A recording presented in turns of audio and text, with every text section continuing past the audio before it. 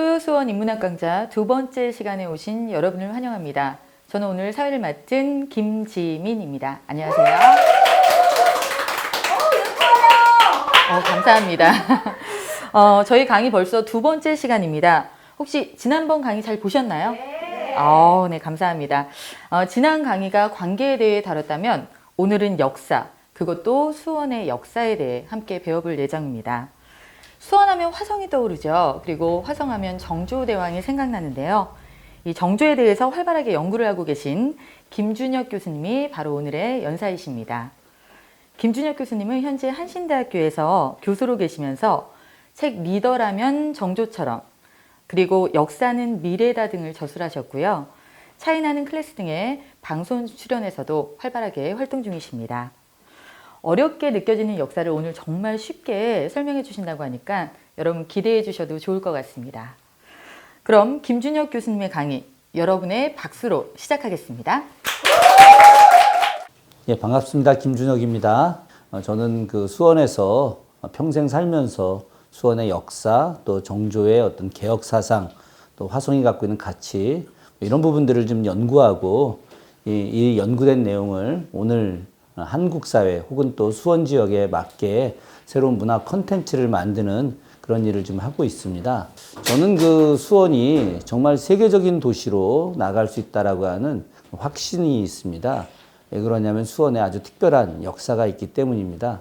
다른 어느 지역에서 갖지 못한 역사를 우리는 갖고 있는 거죠. 그것이 바로 정조라고 하는 국왕과 어떤 다산의 실학사상, 이런 부분들이 우리에게 담겨져 있기 때문입니다. 사실 수원은 아주 오랜 시간부터 굉장히 중요한 교통의 요지였었습니다. 수원하면 떠오르는 것은 바로 이제 교통과 연결되어 있는 것이죠.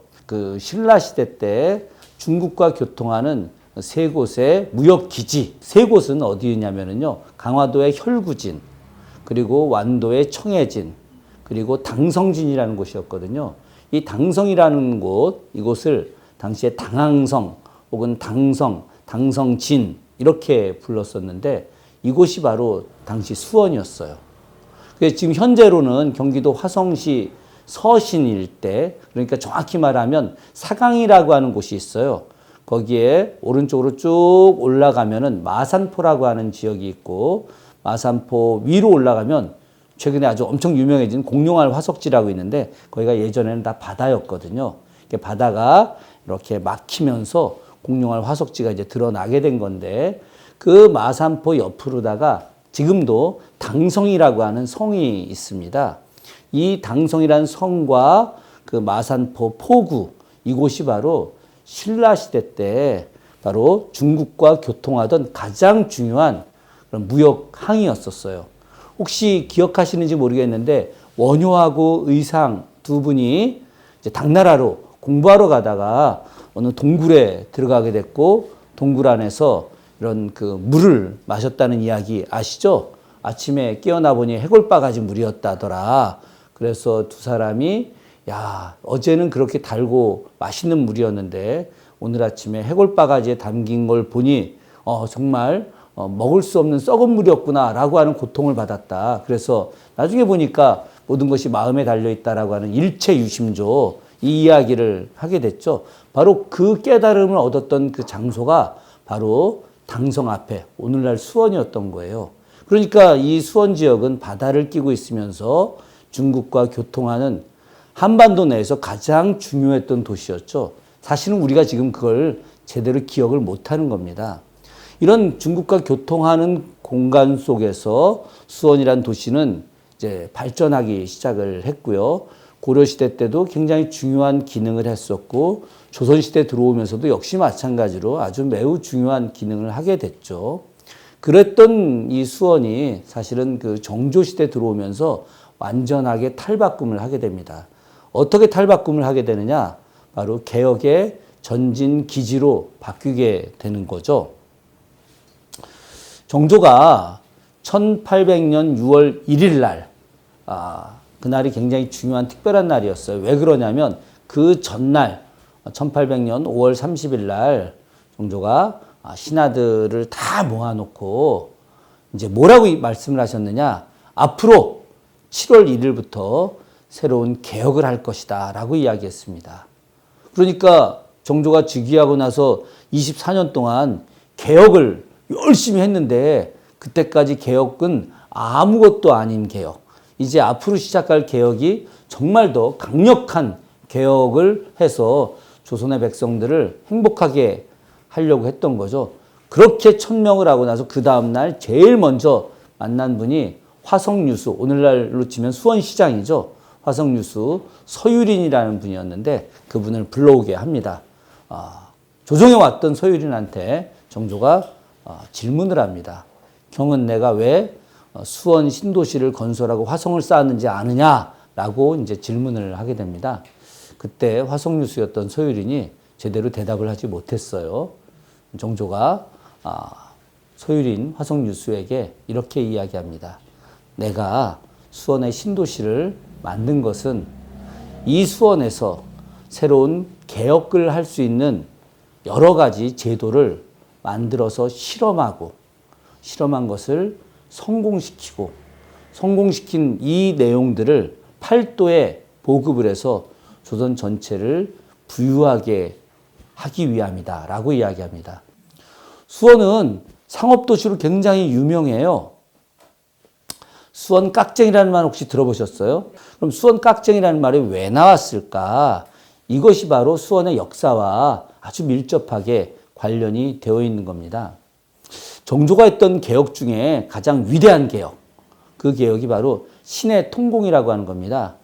정조시대 이전까지 조선의 상업은 소수의 독점권을 갖고 있는 시전 상인들만이 할 수 있었습니다.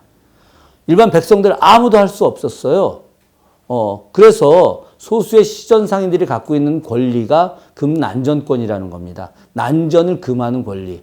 그래서 일반 백성들이 이렇게 무슨 자기가 남은 소출하고 남은 것들 갖고 와서 팔게 되면은 당시에 많은 요즘으로 치게 되면 글쎄 어떤 표현을 써야 될지 모르겠지만 조직폭력배 같은 그런 사람들을 거느리고 와서 난전을 다 부수고 내쫓고 장사 못하게 하는 일을 당시에 했었어요.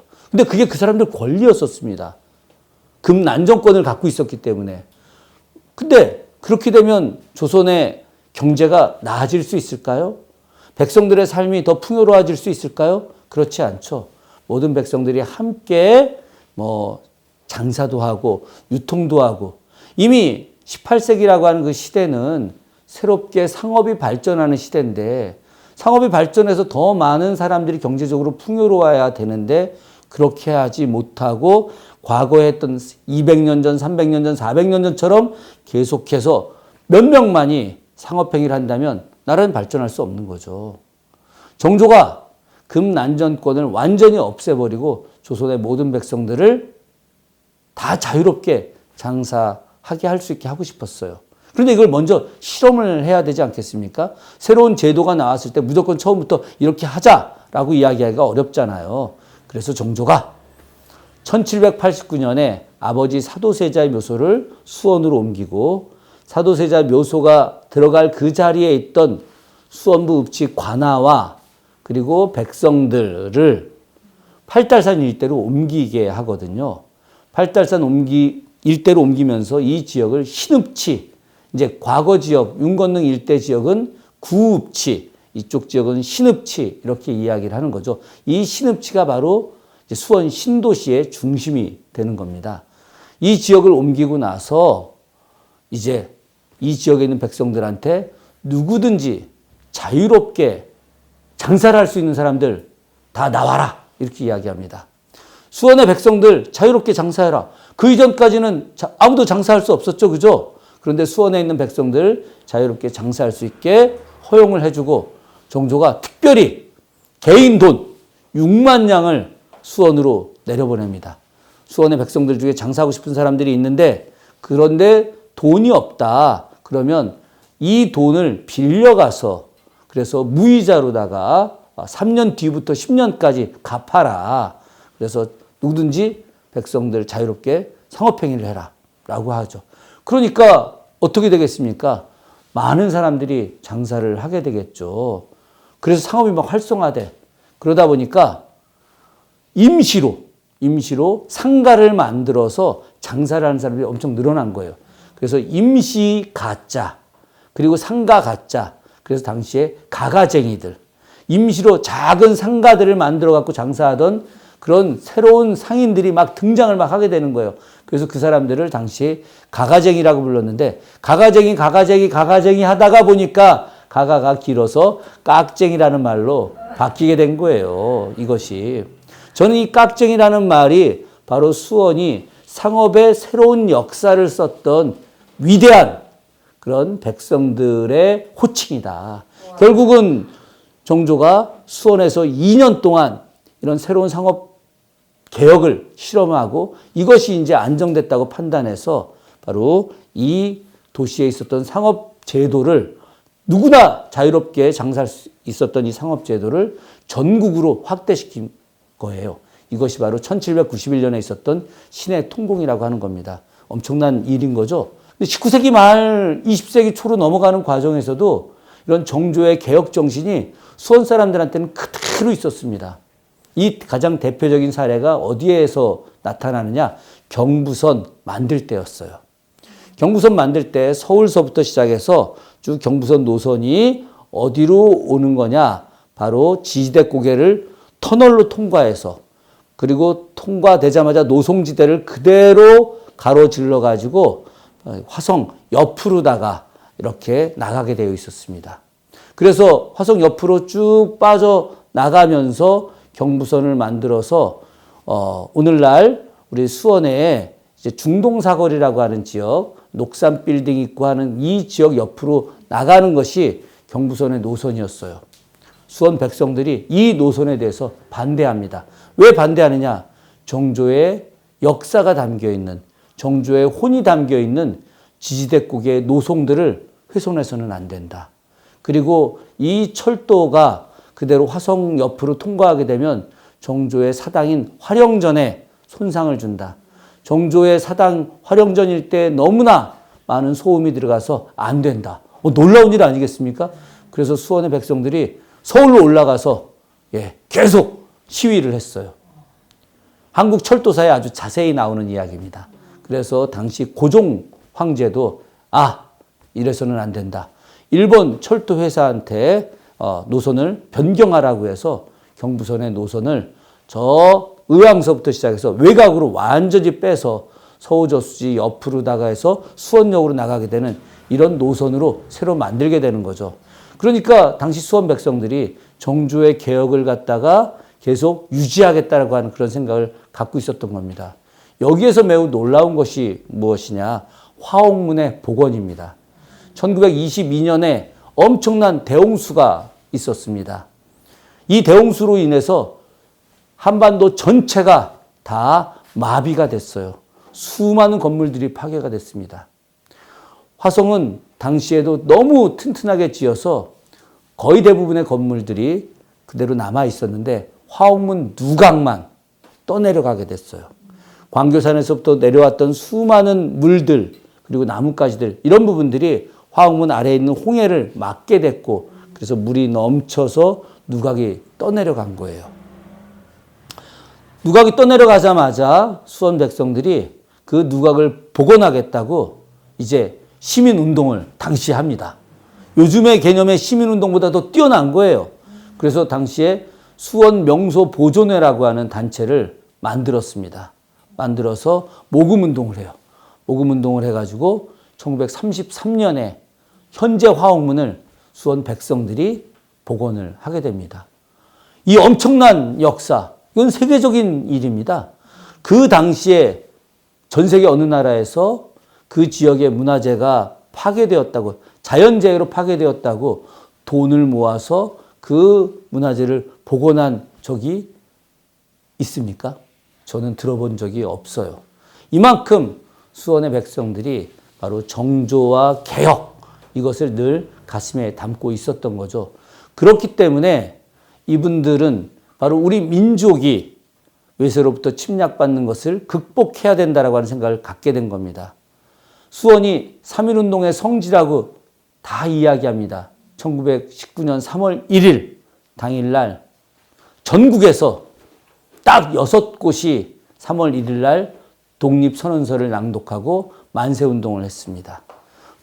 서울 파고다공원, 또 황해도 해주, 그리고 몇몇 곳이 있는데 그 중에 한 곳이 바로 우리 수원입니다.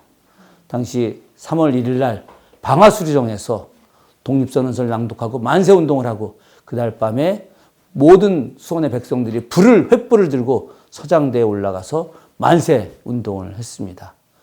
이것은 그냥 3.1운동, 만세운동 했다라는 정도 수준이 아니라 바로 3.1운동을 우리 수원의 백성들이 직접 이끌고 또 전국으로 확대해 나갔던 매우 중요한 지역이었다는 것을 알 수 있는 것이고요. 그래서 우리 수원에서 일제의 하수인들, 일본 경찰들과 격렬한 투쟁을 하게 됐고 그로 인해서 수원 백성들이 단순하게 만세운동만 갖고 조선의 독립을 되찾을 수 없다. 우리 무력투쟁으로 전개해서 조선의 독립을 되찾아야 된다라고 이야기하면서 활발한 무력투쟁까지 벌였던 지역이 바로 이곳 수원입니다.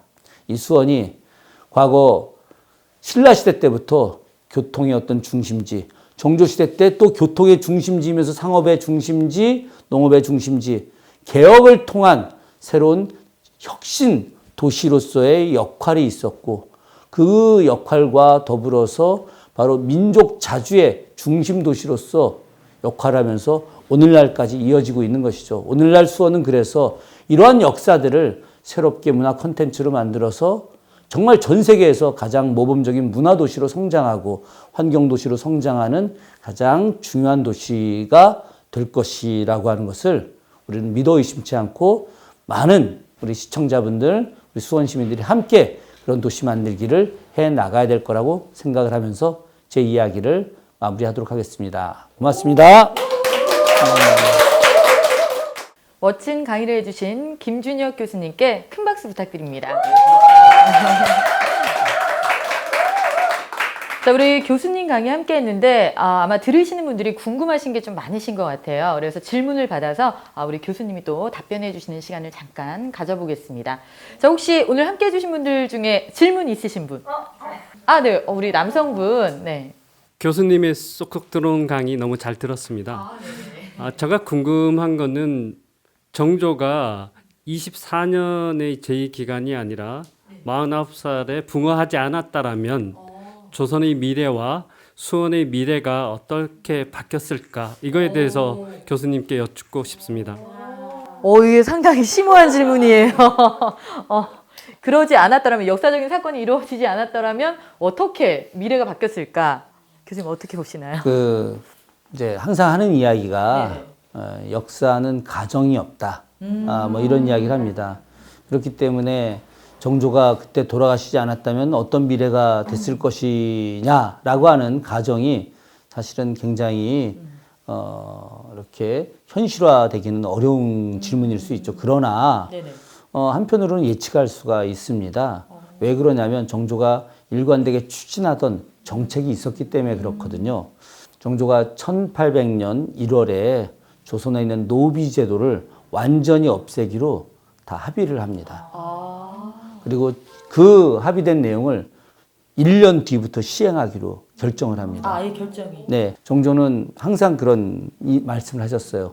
인간으로 태어나서 어찌 귀한 자가 있고 어찌 천한 자가 있느냐.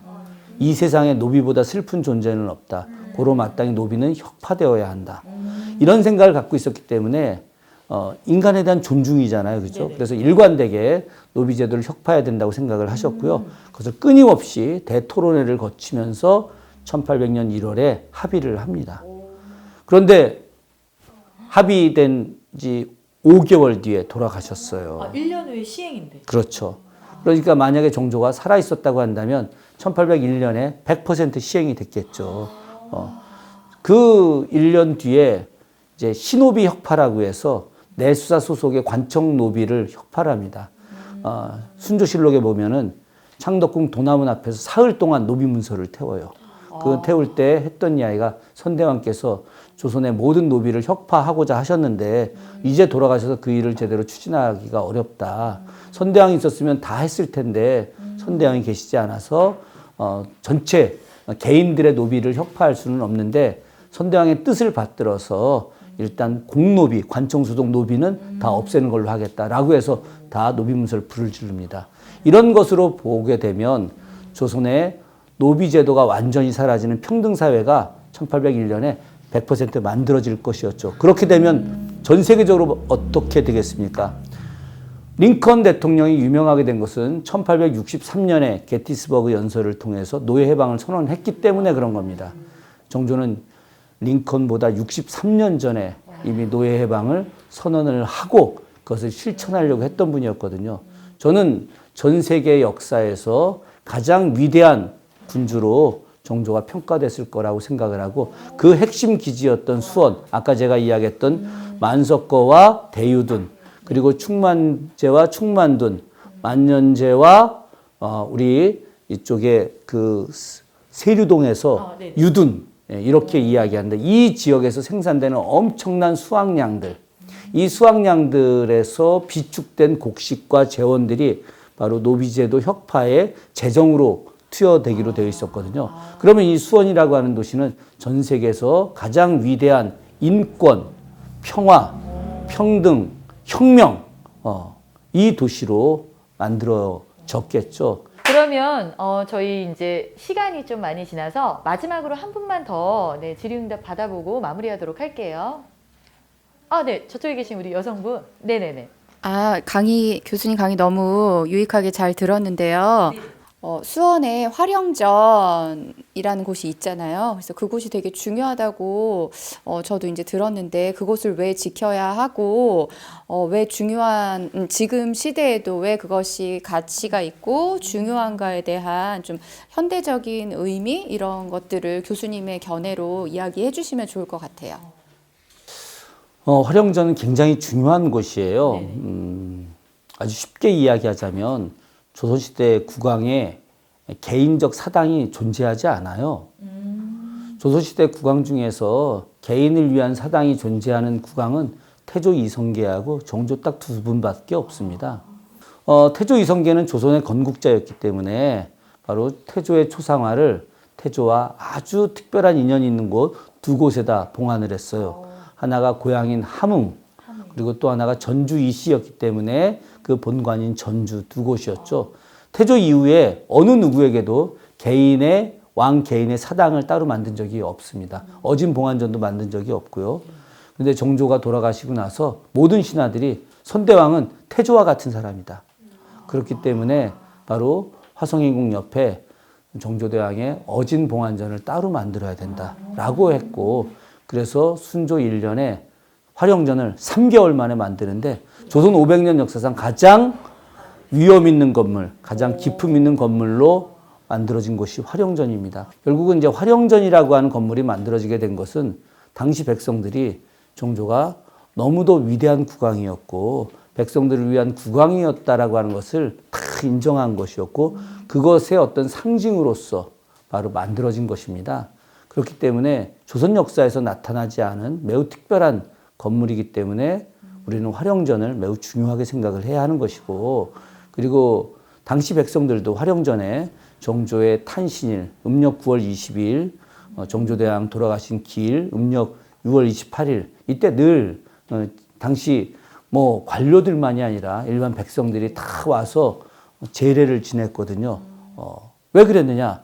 정조의 어떤 위민 정신을 계속 계승하겠다라고 하는 것이죠. 그래서 활영전을 우리가 매우 중요하게 생각하고 잘 보존해야 된다고 생각을 합니다.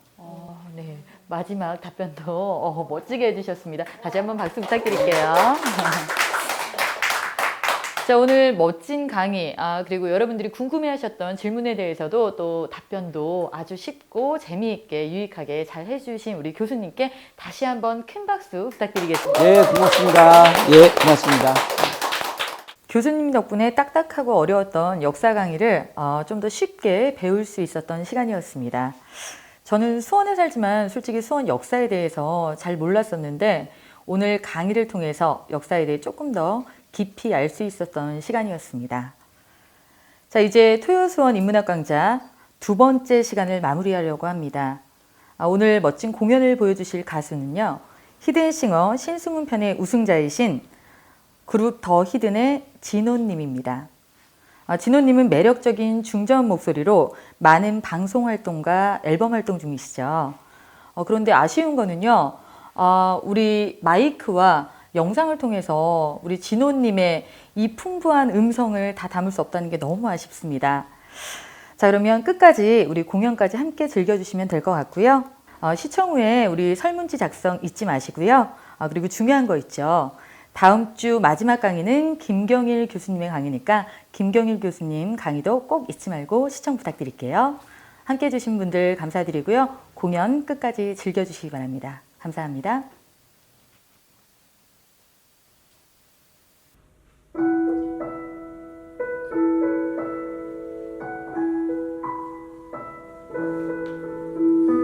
먼 옛날 아주 먼 옛날 남쪽 해안에 거북이가 살고 있었네. 바다로 떠난 거북이는 다시 돌아와 새 생명을 낳지. 그래서 거북이가 되고 싶어 바다로 떠났다네. 그래서 항해가 시작되었고 거북족도 바닷물길을 일찍 열었지. 그들의 눈이 얼마만큼 넓은지 상상할 수 없다네. 그래서 그들의 배는 신화가 되어